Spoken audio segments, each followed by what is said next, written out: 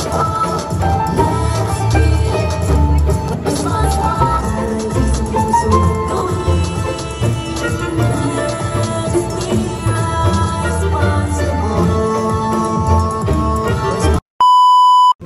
day, another vlog. For today's video, a day in my life as a poor college student. So, banin ko ninyo karon mga bakla kay padulong ta sa Pagadian City, Robinson, kinatay sayaw. Syempre mga bakla, mitas wala pa ang atong time sa atong sayaw. Kaming anime diri sa covered court, Pagadian City, kami tanan kay para mag-practice. Pag humana mong pag-practice, ming sulod mi diri sa office kay para magpabugna og mag-relax og gadyo. Syempre, no, diba? Unya mga bakla kay nakapahaway naman tahalan ng gawas. Tapos may mga bakla kay gidalamin ni Ma'am Gisa diri sa kilid sa covered court nga karenderya. Hi Ma'am Jessa, shoutout kanimo. Salamat kasi mong pagpanlibre sa among pamahaw kay diin wala gid mi nakapamahaw ganina kay sayo kay mong pagbiyahe gikan sa amo.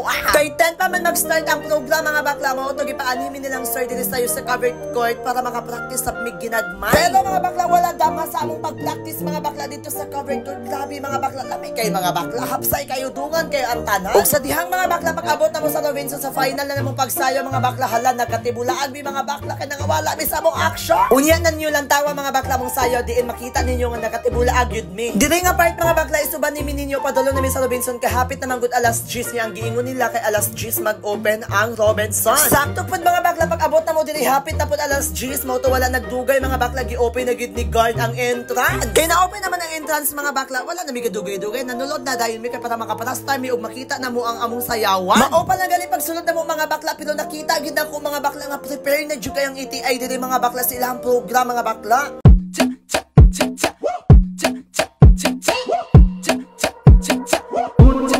Come to Brazil, Bruno, come to Brazil. Come to Brazil, Bruno, come to Brazil.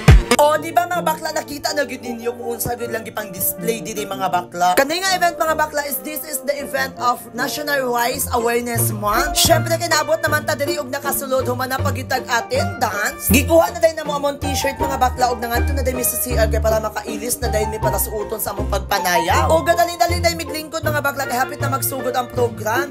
Responsibility to use every grain wisely. So let's make today not just informative, but also fun, inspiring, and full of rice fun. Someone